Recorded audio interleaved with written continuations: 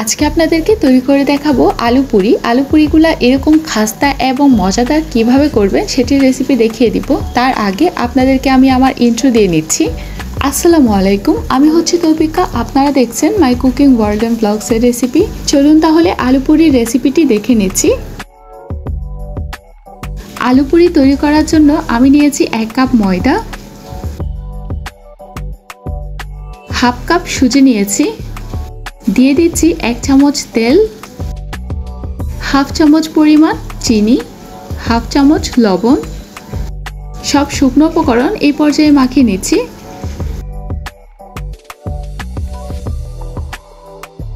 যখন এরকম দলা পেকে যাবে তখন আমি কুসুম গরম পানি দিয়ে ডোটি মাখিয়ে নিব। যে কোনো ময়দার ডো বানাতে গেলে সামান্য কুসুম গরম পানি দিয়ে ডোটি মাখিয়ে নেবেন, তাহলে দেখবেন অনেক সফট হবে ডোটি।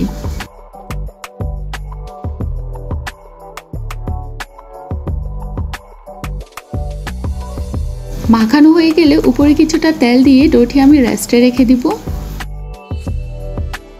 উপরে আমি ঢাকনা দিয়ে দিচ্ছি, আপনারা চাইলে যে কোনো একটি ঢাকনা ইউজ করতে পারেন। অন্য পাশে আমি ভেতরে আলুর পুরটি বানিয়ে নিচ্ছি, সেজন্য আমি একটি প্যানের মধ্যে পরিমাণ মতো তেল দিয়ে নিয়েছি। তারপর 1 কাপ কুচি করা পেঁয়াজ দিয়েছি।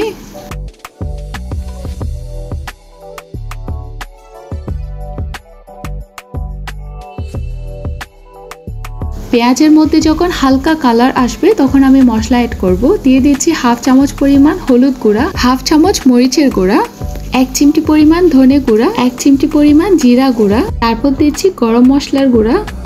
এরপর সবগুলোকে মাখিয়ে নিচ্ছি।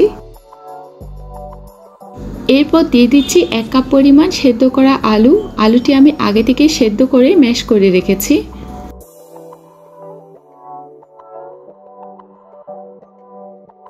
এবার দিয়ে দিচ্ছি কুচি করে রাখা কাঁচামরিচ। কাঁচামরিচ আপনারা আপনাদের পছন্দ অনুসারে দিয়ে দিবেন। তারপর পরিমাণ মতো লবণ দিয়ে সবগুলোকে আরও একটু ভালো করে মাখিয়ে নিচ্ছি।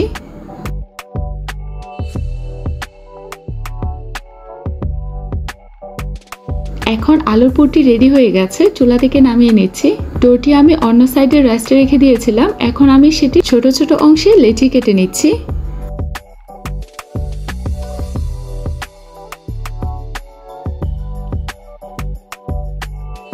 এখন একটি লেচি নিয়ে বোর্ডের উপর রেখে রাউন্ড শেপ করে নিচ্ছি।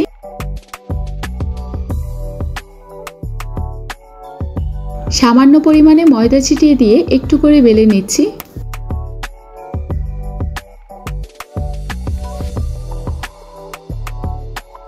এবার আমি দিয়ে দিচ্ছি আলুর পুরটি। তারপর সব দিক থেকে সিল করে নিচ্ছি।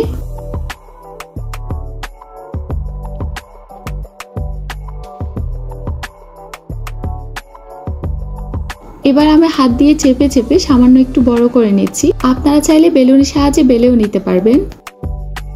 এই তো একটি আলু পুরি রেডি হয়ে গেছে। একইভাবে আমি সবগুলো বানিয়ে নিয়েছি।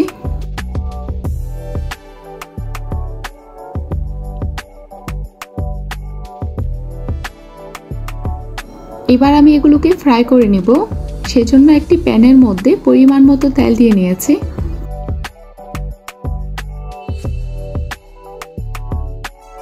তেল যখন সামান্য গরম হয়ে আসবে তখন আমি আলু পুরিগুলো দিয়ে দিচ্ছি। অতিরিক্ত গরম তেলের মধ্যে ছাড়তে যাবেন না, তাহলে উপর দিয়ে কালার চলে আসবে, ভেতর দিয়ে কাঁচা থেকে যাবে। এই অবস্থায় চুলার জাল মিডিয়াম টু হাই করে রেখেছি। আস্তে আস্তে করে সময় নিয়ে আলু পুরিগুলো ভেজে নিচ্ছি।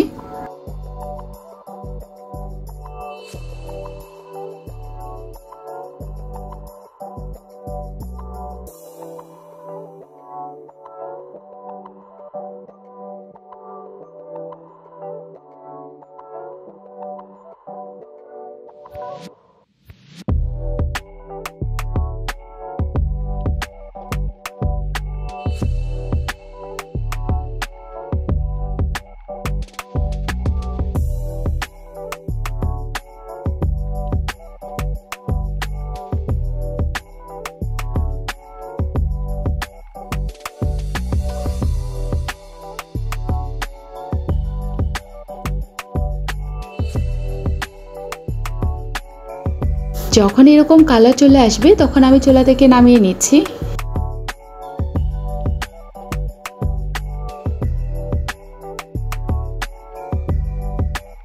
সেম প্রসেসে আমি সবগুলো আলু পুরি ভেজে নিয়েছি।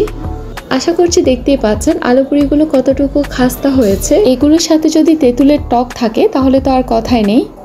আশা করছি আমার আজকের রেসিপি আপনাদের অনেক ভালো লেগেছে। ভালো লাগলে অবশ্যই আপনারা বাসায় ট্রাই করে দেখবেন।